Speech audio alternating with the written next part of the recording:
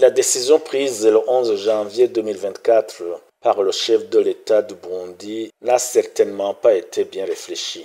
Et je dis bien chef de l'État parce qu'il apparaît que c'est lui seul qui a pris la décision de fermer les frontières avec le Rwanda, alors qu'une telle décision qui engage la vie des citoyens aurait dû faire l'objet d'une concertation préalable avec les institutions de l'État et si possible les populations.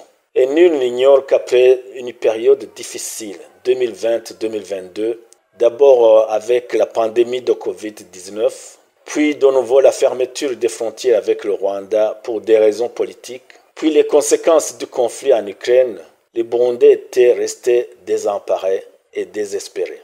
Et lorsque le Burundi avait décidé d'ouvrir les frontières avec le Rwanda en août 2022, c'était un soulagement pour tous les Burundais, particulièrement les familles pauvres se trouvant le long des frontières terrestres, qui pouvaient reprendre le commerce avec leurs homologues rwandais. Commerce essentiellement de produits vivriers, que ce soit les produits de la terre, les fruits, le poisson du lac Tanganyika, le lait, les pommes de terre et d'autres produits. Et de part et d'autre, que ce soit les Burundais ou les Rwandais, il y avait un commerce frontalier florissant qui permettait aux deux peuples de se procurer des revenus et nourrir leurs familles respectives. Et avec le réchauffement des relations entre les deux pays, le Rwanda et le Burundi, beaucoup de Rwandais se rendaient régulièrement au Burundi pour leurs vacances ou des visites familiales. Et de même que les Burundais se rendaient au Rwanda pour des visites, pour le tourisme ou même pour se faire soigner dans les hôpitaux rwandais, disposant de services médicaux meilleurs qu'au Burundi. Le transport entre le Burundi et le Rwanda était devenu très florissant au bénéfice des transporteurs. Et avec l'appui lancé par le gouvernement du Burundi aux investisseurs étrangers de venir investir au Burundi, des hommes d'affaires rwandais avaient commencé à affluer au Burundi pour s'associer avec leurs homologues burundais et installer des entreprises et pour la promotion d'un secteur privé burundais dynamique. Les sportifs, les artistes divers, les ONG des deux pays partageaient régulièrement les expériences et les talents pour le bénéfice des deux pays. Et toutes ces activités évidemment généraient des ressources au Burundi par les séjours dans les hôtels, les consommations diverses, les visites dans les plages, etc. Et particulièrement au moment où l'économie burundaise était dans l'impasse. La décision de fermeture des frontières avec le Rwanda sonnait alors comme un coup de massue sur la tête des Burundais, essentiellement. À peine après plus d'un an de la réouverture des frontières et la reprise des échanges avec ce pays voisin.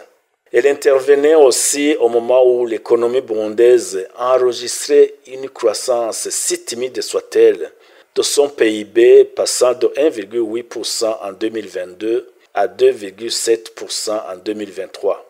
Elle intervenait enfin au moment où le gouvernement du Burundi venait de conclure un accord avec le Fonds monétaire international pour la stabilisation et la relance économique, un accord qui allait permettre une mobilisation des financements extérieurs, pas seulement du Fonds monétaire international, mais également de la Banque mondiale, de la Banque africaine de développement et d'autres partenaires. Elle intervient aussi au moment où les échanges commerciaux avec les pays voisins, en particulier avec la RDC, le Rwanda, l'Ouganda, la Tanzanie, commençaient à prendre forme. Alors la décision intervenait enfin au moment où l'investissement privé burundais commençait à décoller petit à petit. Alors on peut se demander, la décision était-elle justifiée politiquement? Je dirais que non. Personne n'a compris le bien fondé d'une telle mesure anti-économique, quels qu'en soient les motifs politiques. Ni les populations burundaises, ni le gouvernement et les populations rwandaises, ni les hauts responsables des pays de la région, ni les partenaires de développement, personne n'a compris le bien fondé de cette mesure.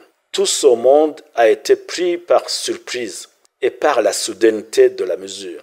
Comme vous le savez, avec plus de 75% de la population qui vit dans l'extrême pauvreté, un gouvernement responsable ne pouvait envisager d'interrompre des activités économiques qui pouvaient générer des revenus aux plus pauvres de la population pour des prétextes d'ordre politique.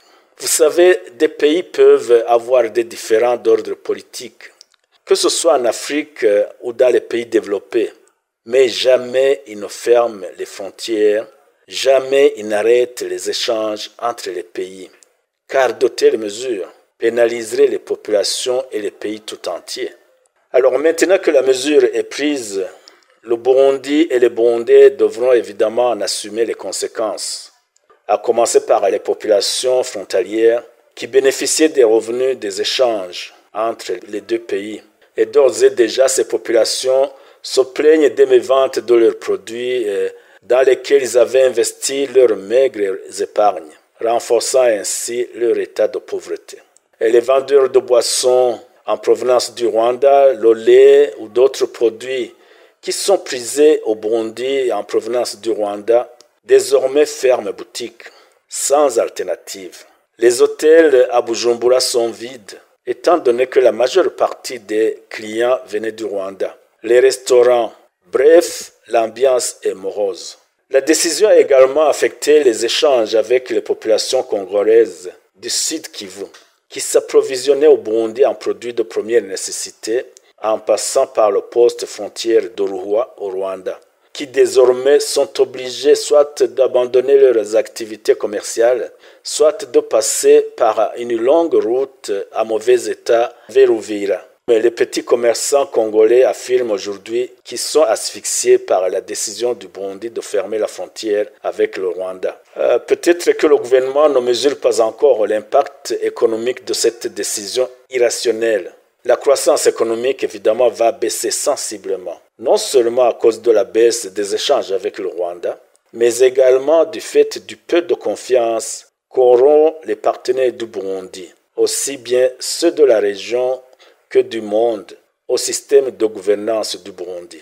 La décision est également contraire au principe directeur de la IEC de libre circulation des marchandises, des personnes et des capitaux, ainsi que de la vision de l'Union africaine de création d'une zone de libre-échange continentale africaine.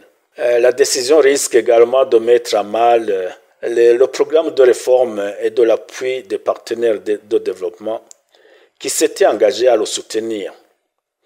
Alors, conjugué aux problèmes de gouvernance du Burundi, notamment les violations massives des droits de l'homme, les emprisonnements injustifiés des défenseurs des droits de l'homme et des médias, les massacres et exécutions extrajudiciaires, la décision va plonger le Burundi et les Burundais dans une pauvreté sans précédent. Alors, la sagesse recommanderait que le chef de l'État accepte et qu'il rouvre les frontières avec le Rwanda sans tarder et qu'il rétablisse les relations diplomatiques et commerciales d'antan. Les différends politiques pourraient être réglés par voie diplomatique. Et en cas d'échec des discussions, la IEC ou la CIRGL pourraient faciliter la résolution pacifique des différends au bénéfice des populations des deux pays frères.